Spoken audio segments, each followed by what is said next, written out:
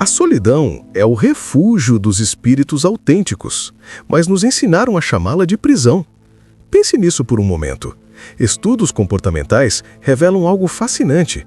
70% dos introvertidos sentem alívio genuíno quando compromissos sociais são cancelados. Mas aqui está o paradoxo cruel. 85% deles carregam culpa por esse mesmo alívio. Agora imagine esta cena. Você está na quarta-feira. Sexta-noite tem aquele jantar com amigos que você aceitou há 2 semanas. A notificação chega no seu celular. Ei, surgiu um imprevisto, vou ter que cancelar hoje. E dentro de você, ao invés de desapontamento, ao invés de frustração, você sente algo completamente diferente. Um suspiro de libertação, uma leveza no peito, uma sensação quase culposa de alívio. Por que isso acontece? E, mais importante, por que você se sente culpado depois? Estamos prestes a explorar um dos territórios mais incompreendidos da psique humana. Um lugar onde Carl Jung, o revolucionário psiquiatra suíço que fundou a psicologia analítica nos anos 1920, cruzou caminhos com descobertas modernas sobre o cérebro introvertido. Jung nos deu conceitos que transformaram nossa compreensão da mente: a persona, a sombra, a energia psíquica. Décadas depois, pesquisadores como Susan Cain trouxeram evidências neurocientíficas que confirmam o que Jung intuiu. Introversão não é defeito social, é arquitetura energética diferente.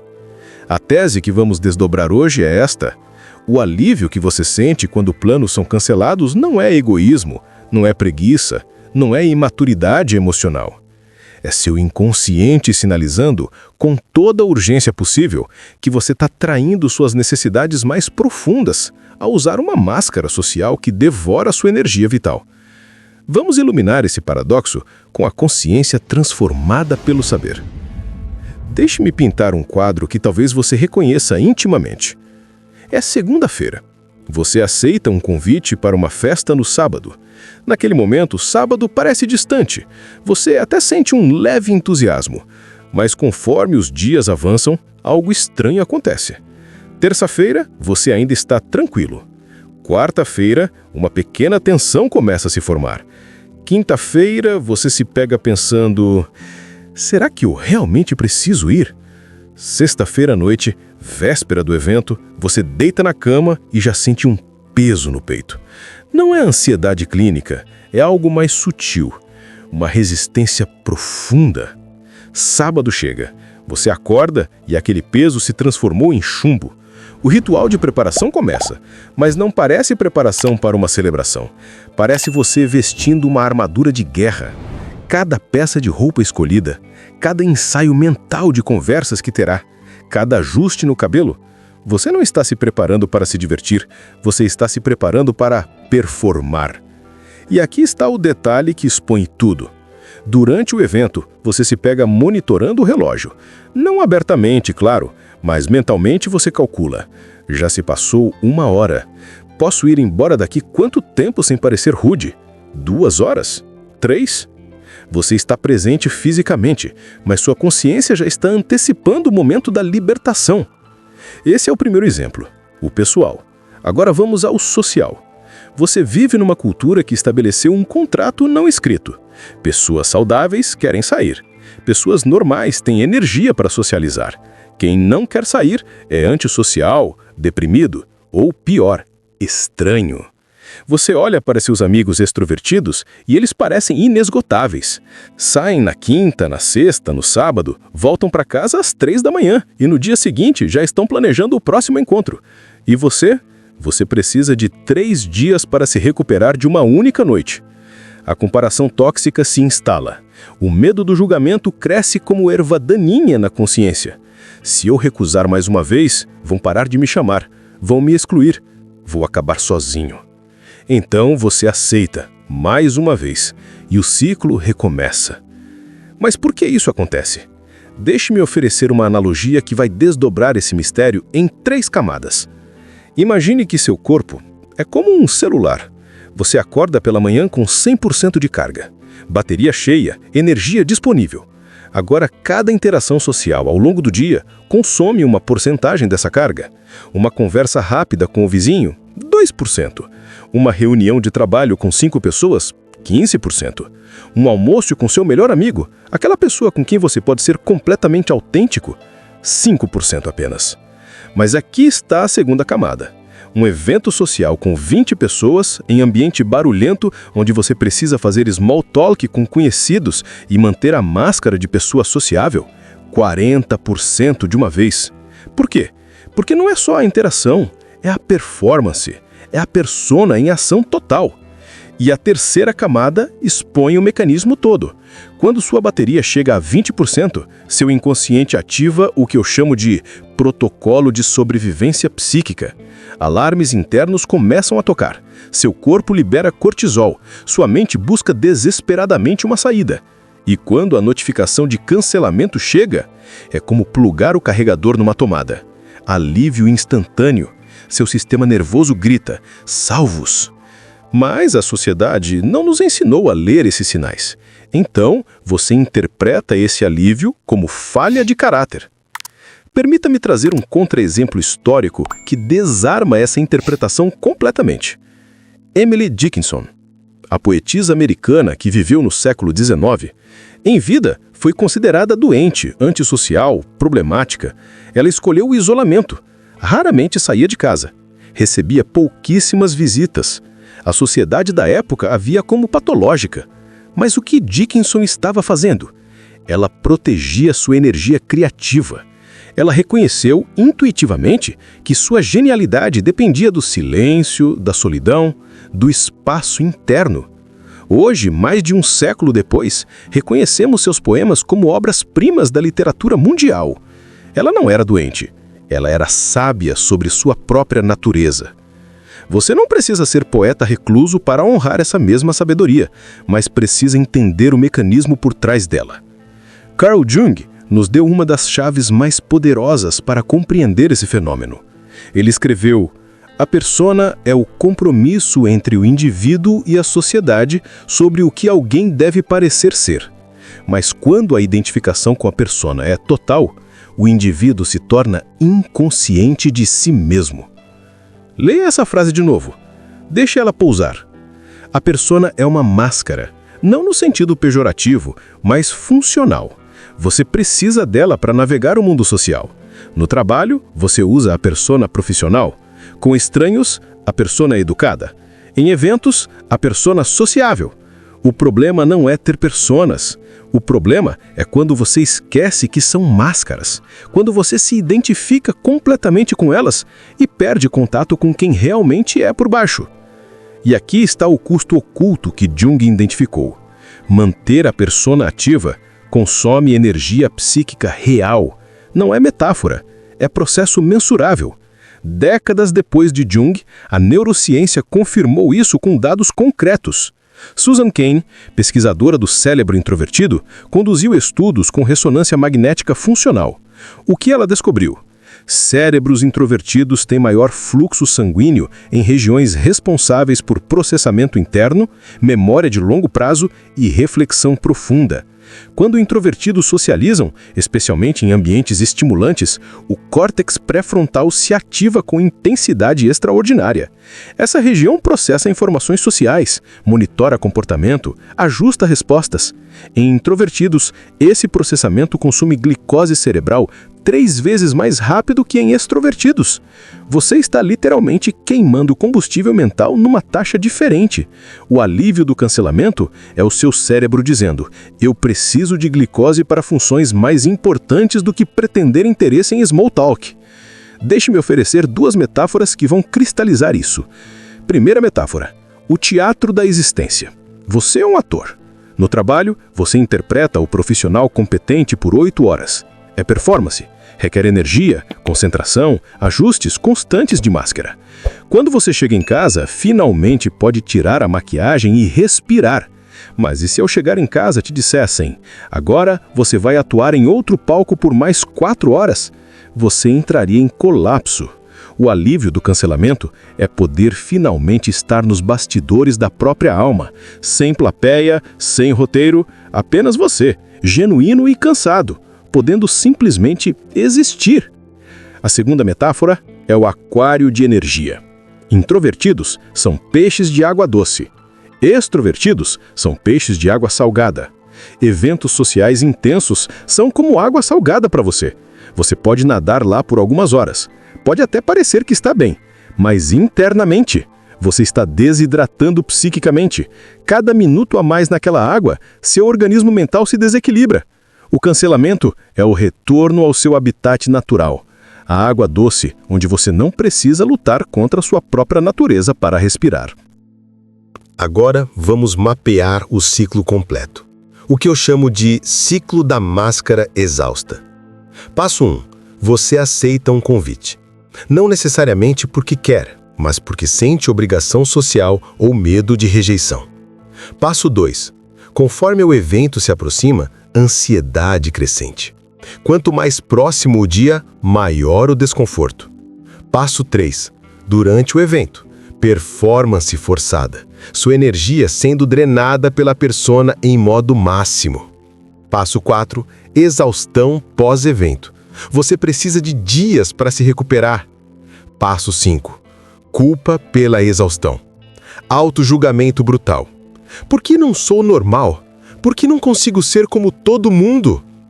E aqui está a armadilha. Essa culpa te faz aceitar o próximo convite, tentando provar para si mesmo que você é normal. O ciclo recomeça. É autossabotagem inconsciente. Mas você precisa entender algo fundamental. Esse não é defeito seu. É sinal de que você está operando contra a sua arquitetura energética natural. Pense em alguém que é destro tentando escrever com a mão esquerda o dia inteiro. É possível? Sim. Mas vai ser exaustivo, desajeitado, frustrante. No final do dia, a mão esquerda vai doer e a caligrafia vai ser horrível. O problema não é a mão esquerda. O problema é forçar um padrão que vai contra sua configuração natural. Você não é antissocial. Você está simplesmente tentando socializar do jeito errado para a sua natureza. E aqui chegamos ao momento crucial. A pergunta que precisa ser feita. Se o problema não é você, se o problema é o desalinhamento entre suas necessidades reais e as expectativas sociais, como você sai dessa prisão? A transformação começa com um diagnóstico honesto. Sem julgamento, apenas dados. Primeiro exercício: a bateria social. Por uma semana inteira, você vai se tornar cientista da própria energia. Pegue um caderno ou abra as notas do celular. Antes de cada interação social significativa, anote sua energia numa escala de 0 a 10. Depois da interação, anote novamente. Café com seu menor amigo por 1 hora. Antes, 7. Depois, 8. Você ganhou energia. Reunião de trabalho com 10 pessoas por 2 horas. Antes, 7. Depois, 3. Você perdeu 4 pontos. Faça isso religiosamente, sem trapacear, sem romantizar. No final da semana, os padrões vão emergir com clareza cristalina. Você vai identificar quais pessoas drenam, quais energizam, quais ambientes são tóxicos, quais são nutritivos, quais tipos de interação você pode sustentar, quais te destroem. Essa informação é ouro, é o mapa do seu território energético. Segundo exercício: a persona consciente. Jung dizia que o problema não é ter máscaras, é ser inconsciente delas. Então vamos torná-las conscientes. Identifique 3 personas que você usa com frequência. Talvez seja o animado em festas, ou o disponível sempre com amigos, ou o que nunca reclama na família. Dê nomes a elas. Reconheça quando você está usando. E aqui está a prática libertadora. Escolha um ambiente seguro. Alguém de extrema confiança, família próxima ou amigo íntimo, e pratique remover a máscara. Diga coisas verdadeiras. Eu estou exausto. Eu não quero conversar agora. Eu preciso de silêncio. No começo vai parecer egoísta, mas você está treinando a autenticidade. Terceiro exercício: o não negociável. Abra sua agenda agora.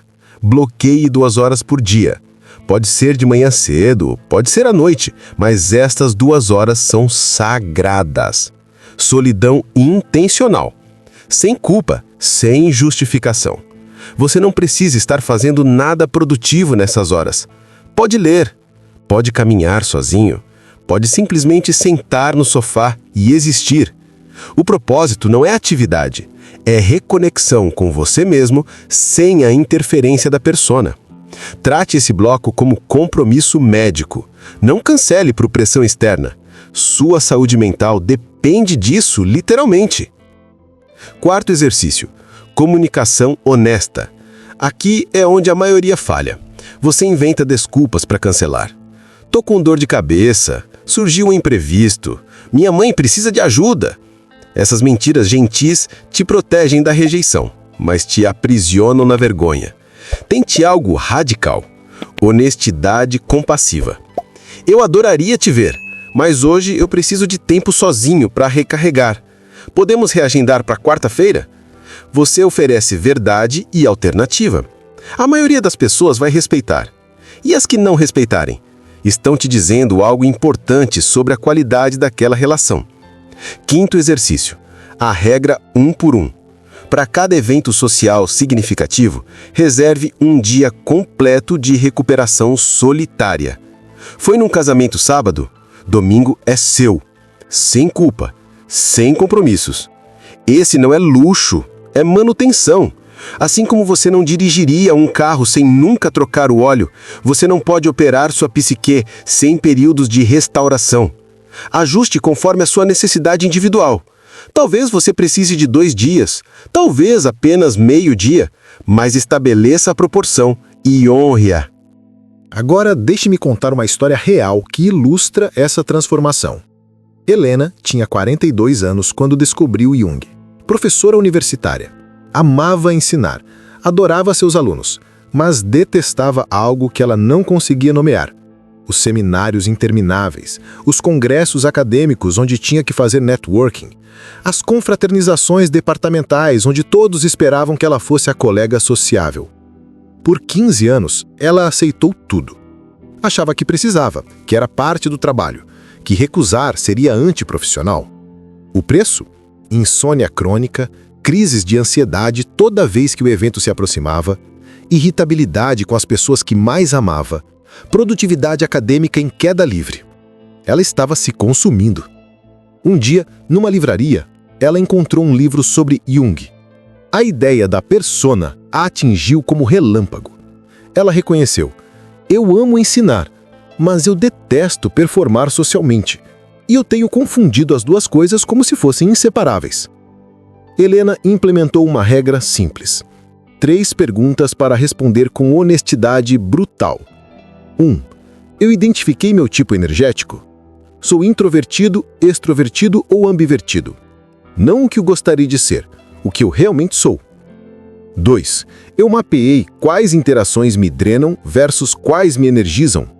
Tenho dados concretos ou apenas suposições? 3. Eu estabeleci bloqueios de solidão não negociáveis na minha agenda? Ou ainda estou operando no modo de vou descansar quando sobrar tempo? Se você respondeu não para qualquer uma dessas perguntas, você ainda está no ciclo da máscara exausta. E o alívio que você sente quando planos cancelam vai continuar vindo acompanhado de culpa. Vamos recapitular a jornada que percorremos. O problema? Durante toda a sua vida, você aprendeu a confundir necessidade legítima de solidão com defeito de caráter. Aprendeu que pessoas saudáveis querem socializar constantemente. Aprendeu que o alívio que sente quando planos cancelam é algo que você deveria esconder, envergonhar-se, corrigir. O mecanismo? Carl Jung nos mostrou que a máscara social, a persona, consome energia psíquica real.